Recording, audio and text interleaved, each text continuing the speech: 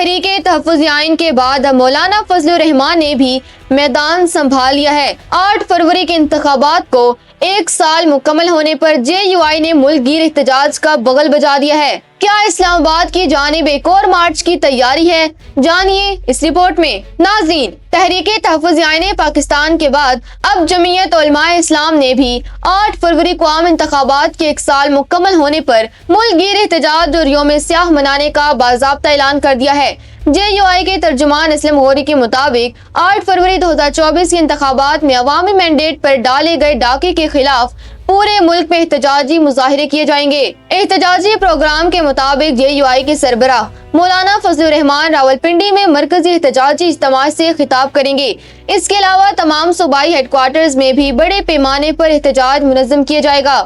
ترجمان کا کہنا ہے کہ موجودہ حکمران آئین کا مذاق اڑا رہے ہیں اور ایسی آئین سازی کر رہے ہیں جو قرآن و شریعت سے متصادم ہے، جس کے خلاف خاموش نہیں رہا جا سکتا۔ JUI نے واضح کیا ہے کہ وہ نہ صرف انتخابی دھاندلی بلکہ ملک میں بڑھتی ہوئی مہنگائی، بے روزگاری، بدامنی اور لا قانونیت کے خلاف بھی عوام کے ساتھ کھڑی ہے۔ اسلم غوری نے کارکنان کو ہدایت جاری کر دی ہے کہ وہ شریعت، آئین اور جمہوریت کے تحفظ کے لیے بھرپور تیاریاں کریں اور اس یوم سیاہ کو میسر انداز میں منا کر حکمرانوں کو عوامی طاقت کا احساس دلائیں۔ مولانا فضل الرحمان کا یہ فیصلہ ظاہر کرتا ہے کہ اپوزیشن اب نکاتی ایجنڈے یعنی 8 فروری کے انتخابات کی حقیقت پر اکٹھی ہو رہی ہے۔ JUI کا سڑکوں پر نکلنا حکومت کے لیے ایک بڑا سیاسی چیلنج ہوگا، کیونکہ مولانا کی جماعت تنظیمی طور پر انتہائی منظم مانی جاتی ہے۔